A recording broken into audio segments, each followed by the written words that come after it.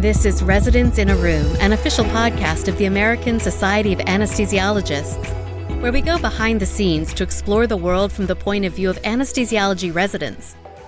Whenever you take the time to volunteer, get involved, and actually show up, it helps you feel better about yourself.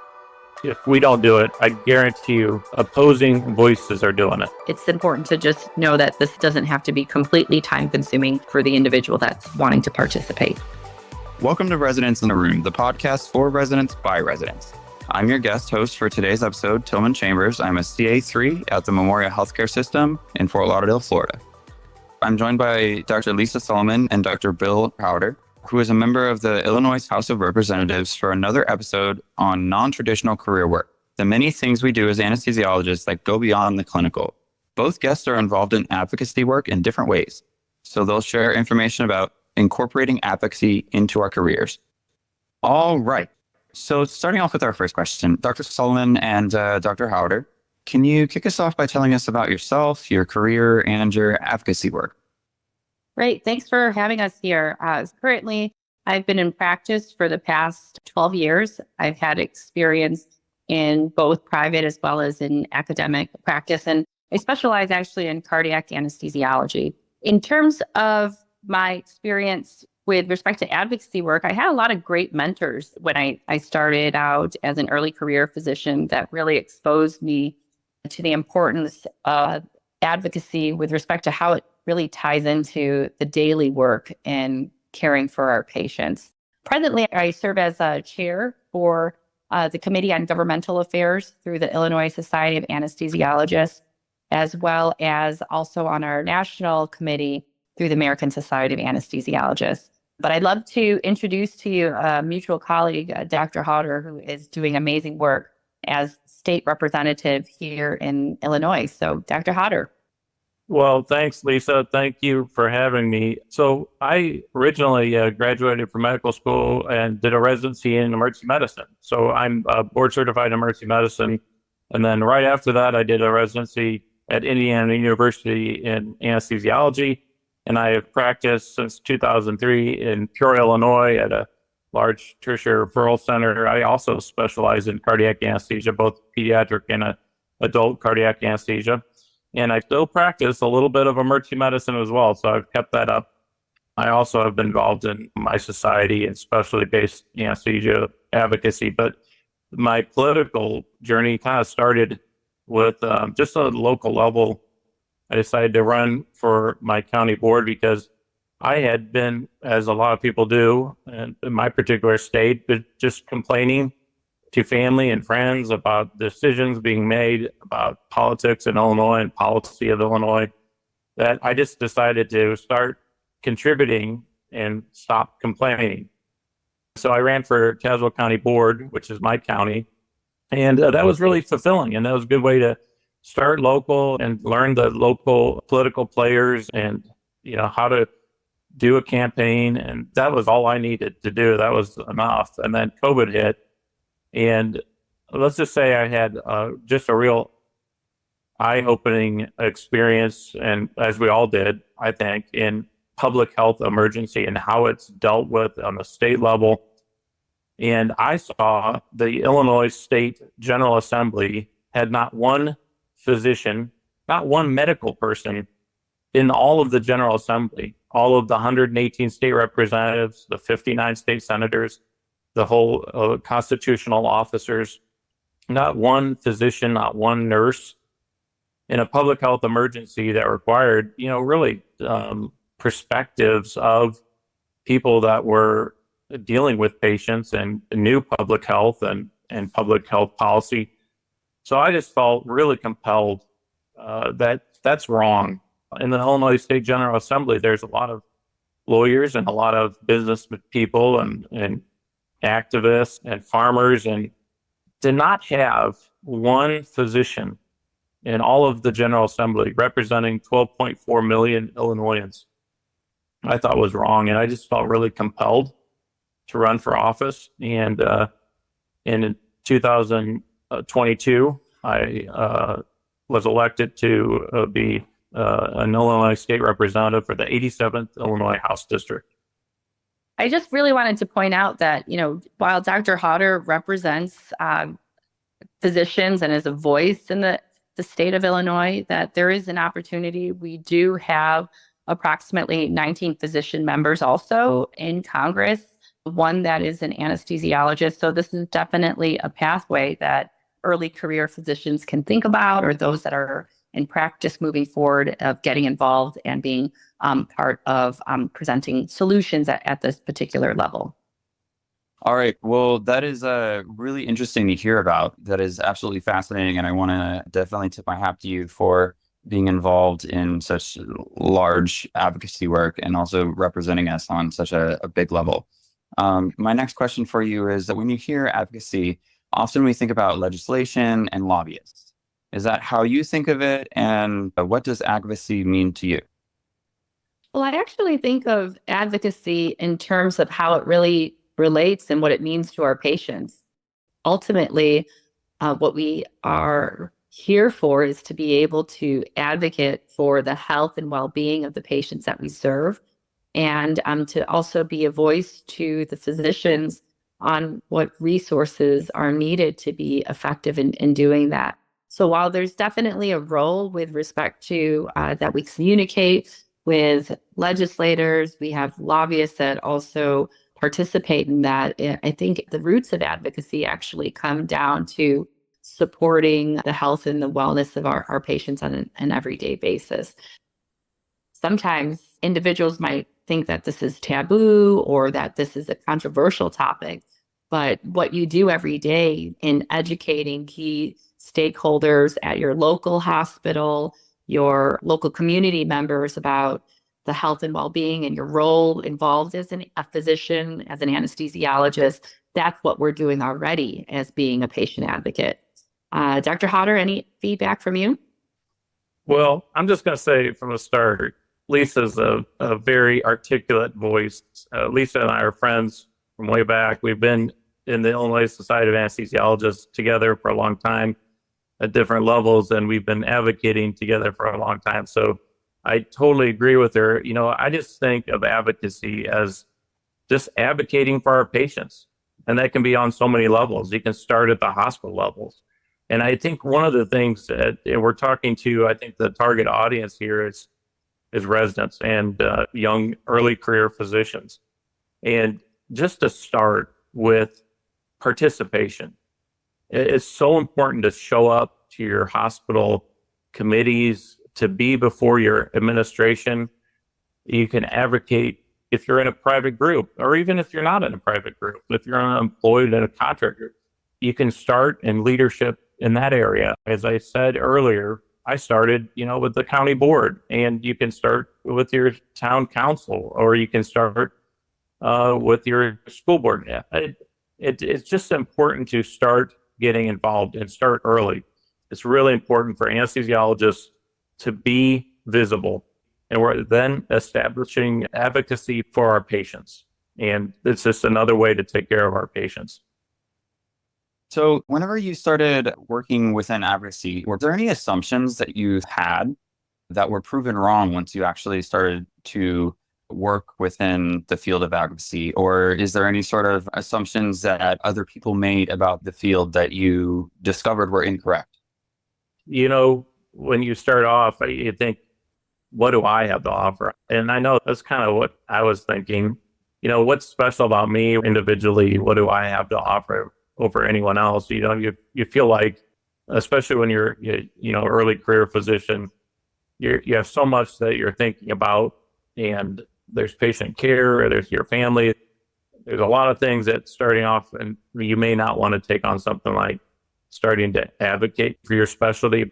You also may feel a lack of confidence. And I just feel like, again, just wanting to contribute and showing up. Half the battle is just being there and showing your face and making yourself available and actually taking that step and starting to contribute and to get involved in different areas, whether it be your society, your hospital committees, your group practice, your local politics. It's just showing up. I think that's huge. I agree. I would like to echo that comment. I think as an early career physician, you're establishing yourself, or perhaps in residency, you may feel that you don't have all of the knowledge base to be a voice and to provide insight. But I think you really do have experience. You're training, you're there with the long hours and seeing what's occurring with our patients. You're like troops on the ground. And so your insight to that is definitely valuable and helpful to speaking to individuals that may not necessarily understand or are making decisions that don't have experience in healthcare. So definitely encourage you to have the confidence and be open-minded to listening, as well as also contributing in that particular level. I think that the misconception I had is that somebody else was doing this. And the reality is that we all have to be unified and develop a strong voice and be able to be visible, as what Dr. Hauter had mentioned earlier, that it really does take a village to be able to extend our messages and to bring that to those key decision makers.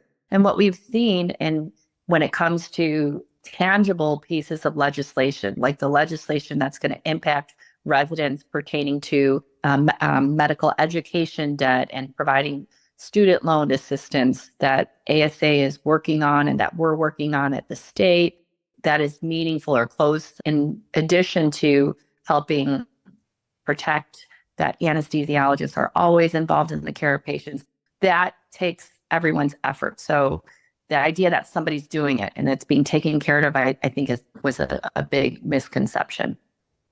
Yeah, just to build on that, if we don't do it, I guarantee you opposing voices are doing it. And I see that in the State House every day.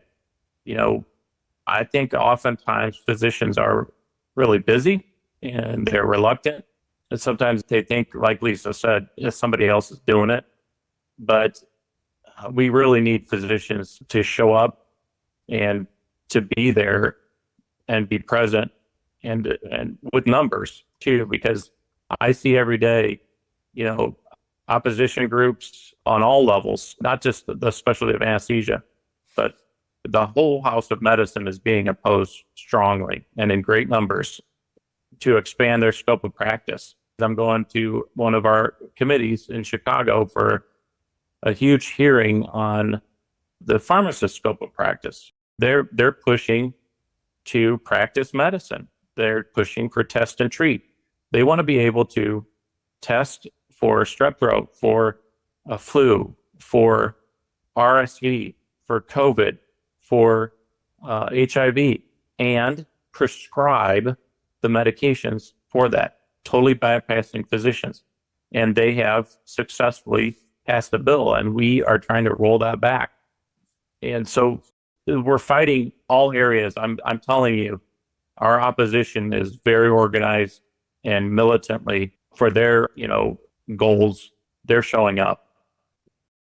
Within your time working either within the House or in general advocacy work that you've done in the past, are there any particular issues that you've encountered that you think are extremely important that people should pay attention to right now as residents?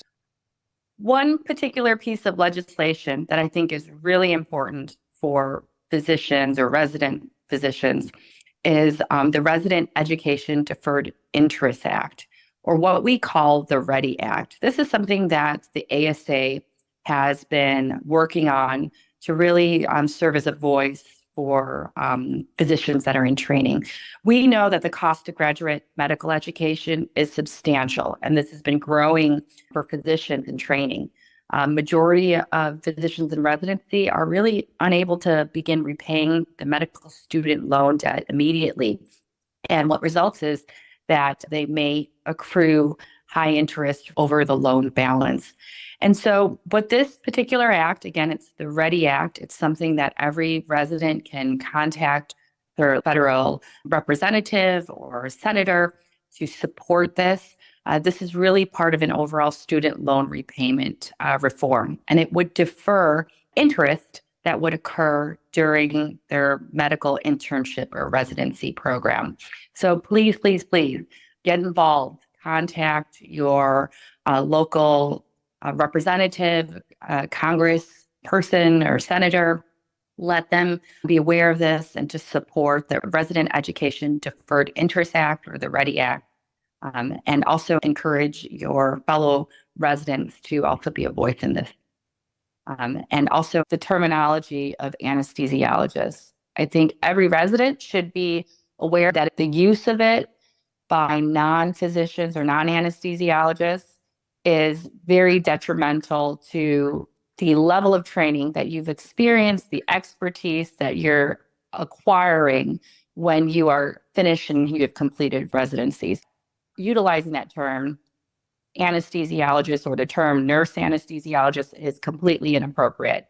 And I'm hoping that these conversations and the education piece would really spark an interest for residents moving forward to create a movement about this, to go to programs and to express how this is important for patients to really understand, especially in emergent situations or patients that may not have an awareness about how to navigate through the healthcare system. When they hear certain terms like doctor, similar to anesthesiologist, that this is a physician that's taking care of them.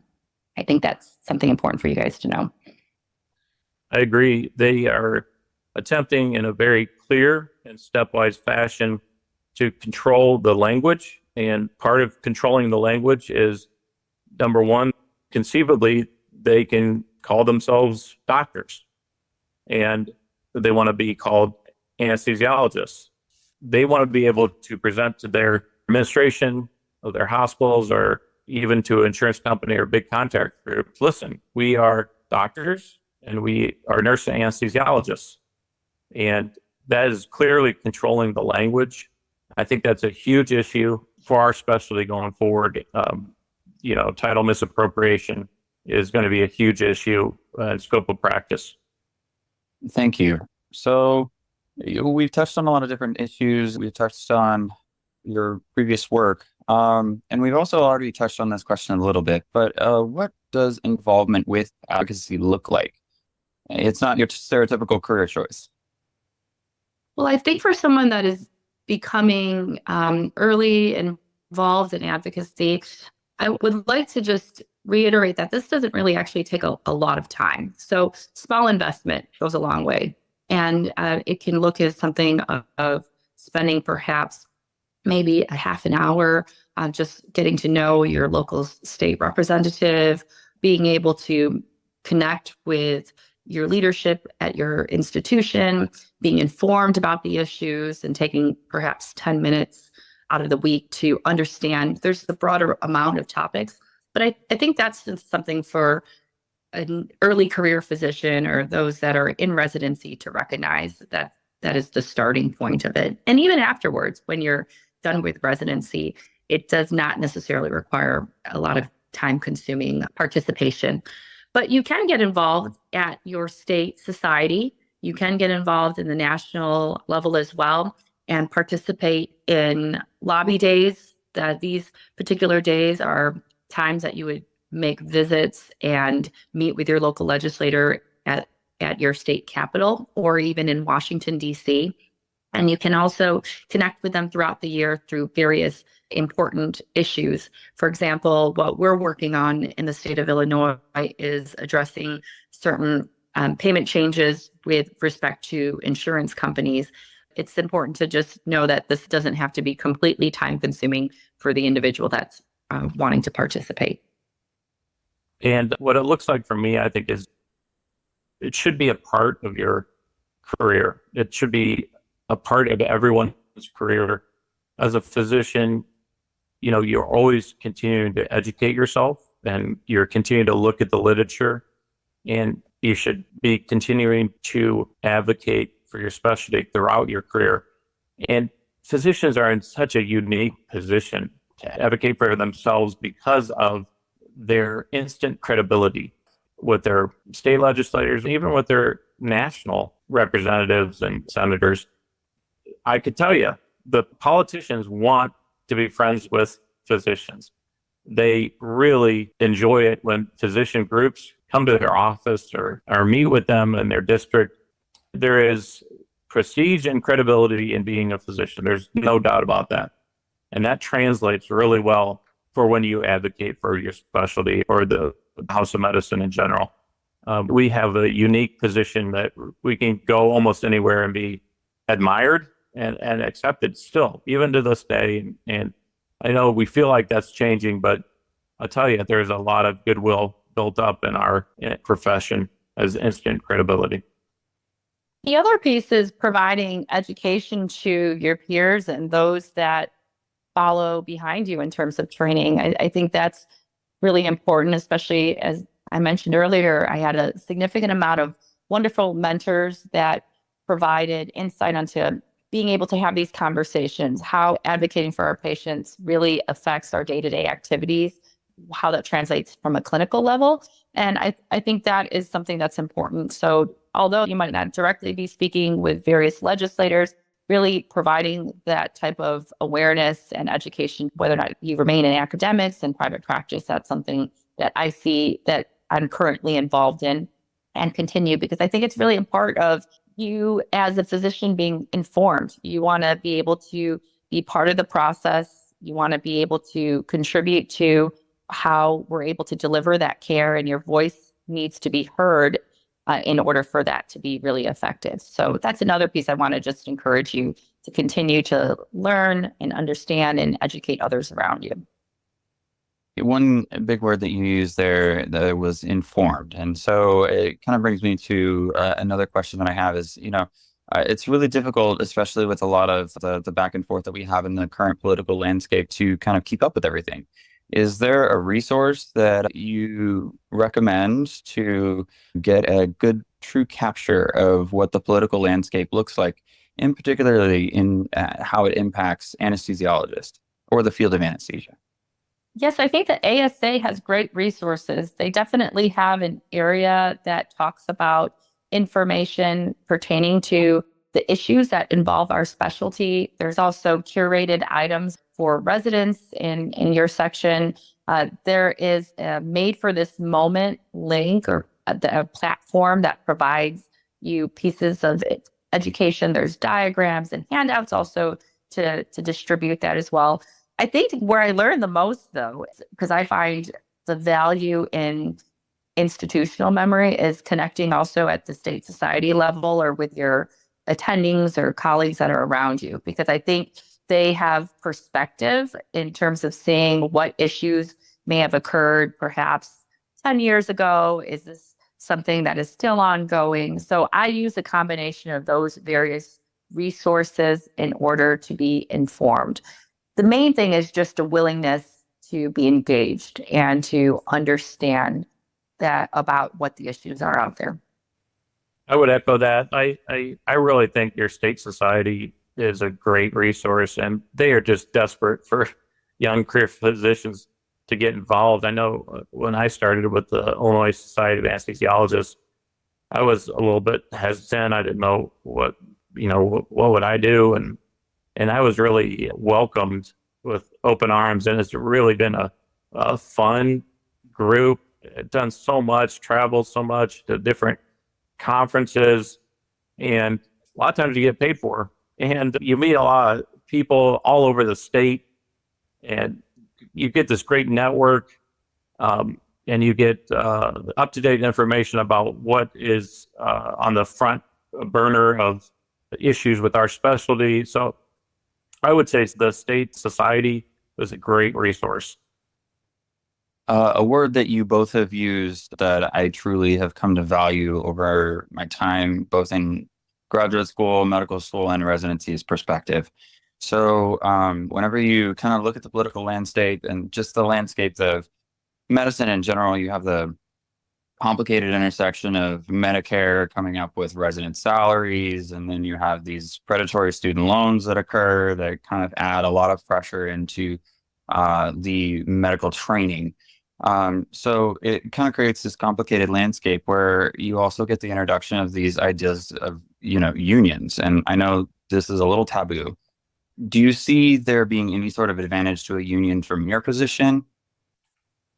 So I would say the conversation of collective organization to be a way for residents to advocate for themselves, I'm really actually proud of that concept. I think that energy in which your collective voices are being able to move forward these issues is something that is the initial framework and exposure of what we'd like to see with residents, and even continuing on and being engaged afterwards. So I think there is that concept. While it's not a new concept, it's something that has occurred previously, although it's gaining a lot more traction lately. I think the core issues are residents being able to speak on their issues and have their voice heard at that platform. So I like the energy. I would say from perspective, I haven't really yet sorted out how that's going to mean in terms of, is it really going to be effective with training, how that's going to impact also the career of these early career physicians and translate into practice after residency. But I think there's definitely some concepts there that are important in terms of looking at the value of residents contributing to the healthcare system. I do believe that residents are extremely valuable in delivering patient care, that they are very important in the safety of our patients, and the training that you're receiving and concomitantly helps with their outcomes in the hospital's ability to be effective in the community. So it's wonderful to hear and to see that hospitals are really taking the time to listen, because they recognize that this action of residents coming together is something that should not be ignored. Dr. Hauter? Well, I'm always a little conflicted when I hear about physician unions. It just, the final action of a union, the ultimate leverage you have is always a strike, right? And I just have a little bit of hesitancy when I think about my oath, when you bring in the words like striking and things like that. So that's my conflict. I know other people, the same thing. It's sort of, how do you jive that with your commitment to patients, et cetera?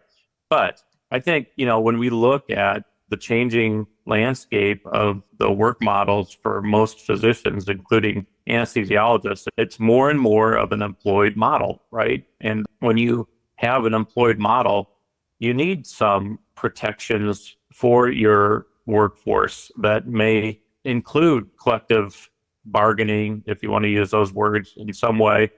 When you talk about due process, when you talk about contracts and non-competes and compensation and how that all works as an employed physician, that there may need to be some protections of the collective bargaining model. And when you say those words, you always kind of think union.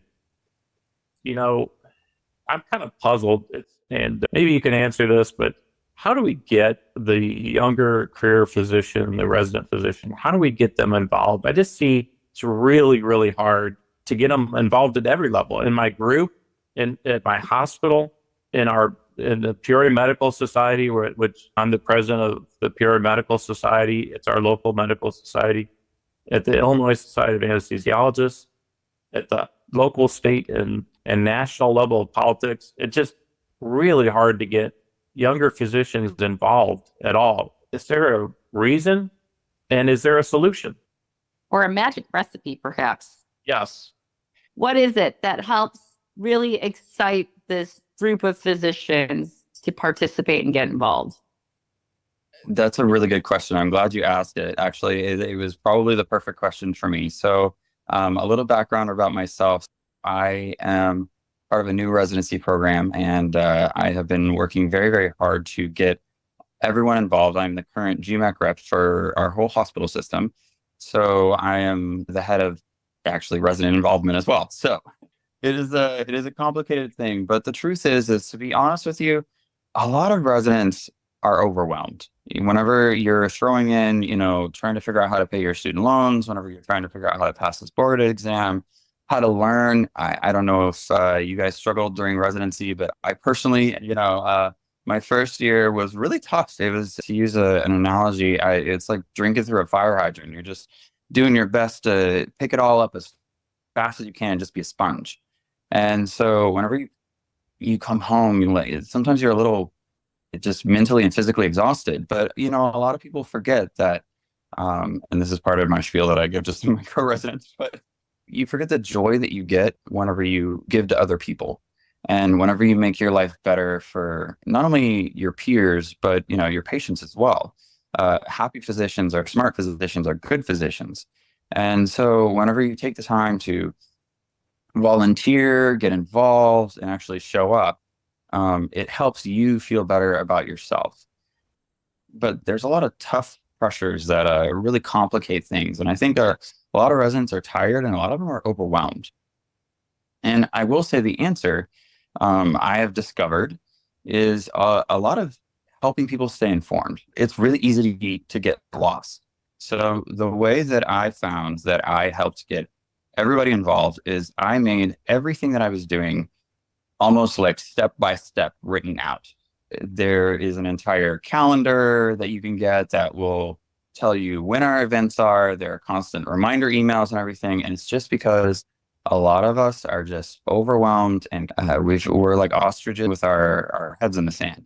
So we're just trying to find our way through. So it's good to have somebody come along and tap our little ostrich selves in the back, if you will, and get us to take our head out of the sand and take a look around. So just helping people stay informed is really, really helpful. That's great advice. Appreciate that. Well, thank you so much for being with us today, Dr. Solomon, Dr. Hauter. Thank you, Dr. Chambers, for having us. Appreciate it. I really appreciate the opportunity. This was fun. Thank you for having me. This was really interesting conversation. I feel inspired. Thanks to our listeners as well. We appreciate your ears and your likes and follows. Please be sure to join us again soon for some more Residents in a Room, the podcast for residents by residents. Shake off the stress of residency with ASA's Early Career Membership Program. See how much you can gain and save with this program at asahq.org/ECMP.